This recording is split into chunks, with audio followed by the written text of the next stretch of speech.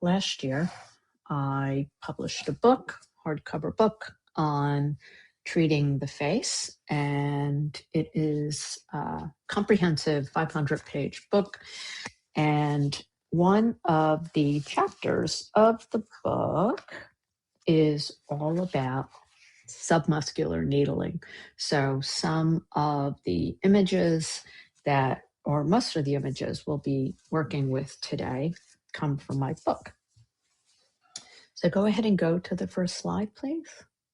So what is submuscular needling of the face, and why would we use it? Submuscular needling involves taking acupuncture needles and placing them underneath, or in some instances through different muscles on the face and the head, and even around the underneath the chin area, in order to help the face to function better. And in some instances, we can use this same technique to help with wrinkles on the face and sagging. And essentially what we're doing is we're taking needles and putting them in areas that are prone to muscular disharmony, and this can be very beneficial for things like Bell's palsy, and if someone has had a stroke, or forehead wrinkles, sagging under the neck. So muscles like the corrugator and the frontalis can help the forehead area. The procerus also, the temporalis can help with migraines, tinnitus, other neuromuscular conditions of the face. The masseter can help with things like TMJ. The auricular muscles can help also with tinnitus and helping to lift the face. And one that's not listed, the anterior digastric, can help with sagging under the chin area. So here's a couple of images from my book of muscles on the face. And as you can see, there are quite a few. Some of them are superficial, some of them are deep. And these are the images of the muscles on the side of the face and head. And so first we're going to talk a little bit about muscles involved in raising the eyebrows and the eyelids, bringing the eyebrows together. From a cosmetic standpoint, these three muscles can cause wrinkles and deep furrows between the eyebrows, from and a wrinkle across the bridge of the nose.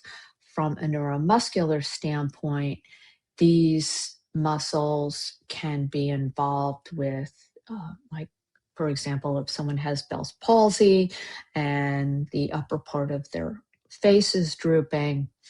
And what we would do is insert needles. Doesn't really matter when you're doing submuscular needling which direction you go, but you would take a 1/2-inch needle and insert them underneath the muscle. So this right here, these muscles right here are the corrugator muscles, and this will help to, and the corrugator inserts right into the procerus here, and this helps to bring chi and blood to this area. And also, if there's any fascial adhesions, it can help to kind of break those up. And by doing that, it helps to nourish the muscle, to bring the muscle into better functioning. And these can be combined with facial motor points, which is another chapter in the book. And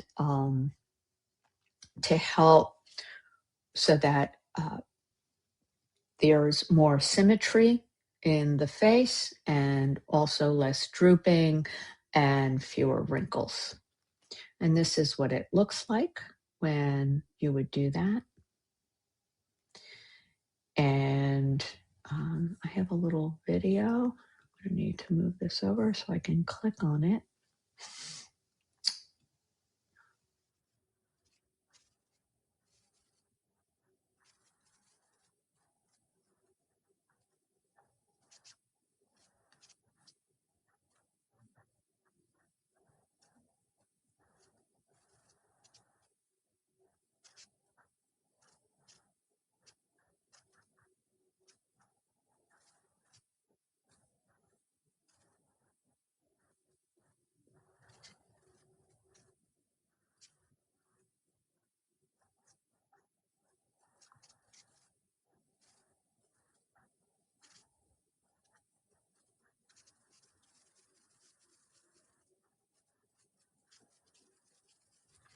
So as you can see in the video, I took a very thin gauge. I use Sarin needles. They're like half inch. I think those are 0.14s.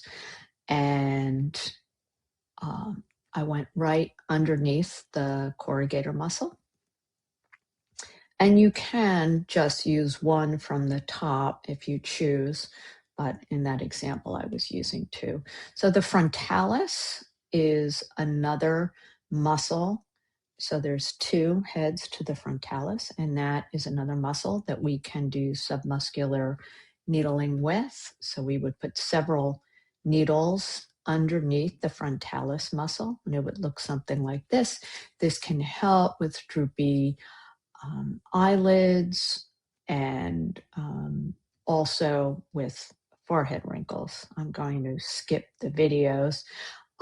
This is just a brief summary of what submuscular needling is. If you want more information, you can either visit my book, which you can get at facialacupunctureclasses.com, or you can watch one of my recorded webinars at the same website, facialacupunctureclasses.com. This is the procerus muscle, which you would needle from the top down if you were doing submuscular needling. It's kind of like a triangle. This is the temporalis muscle, and using a series of needles all around the temporalis can really help to relax this temporalis muscle, which can become very tight. And as you can see, the auricular muscles are also attached to it, and these can, you can use submuscular needling under these.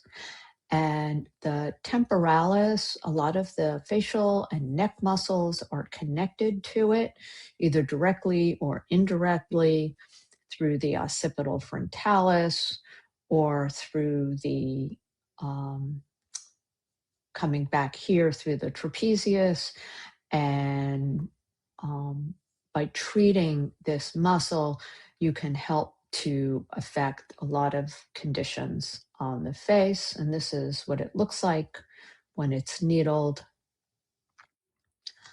The masseter is the big, strong muscle that if you clench your jaw, you can feel it. And needling underneath that can really help patients that have TMJ. And it looks like this. And the auricular muscles, I use these in all of my cosmetic treatments. Needling underneath those auricular muscles is something that can help to lift the face area. And I have found it has helped my patients who have ear pain and tinnitus. And so that is my presentation about submuscular needling. Again, it was very brief, but I wanted to give you guys an overview.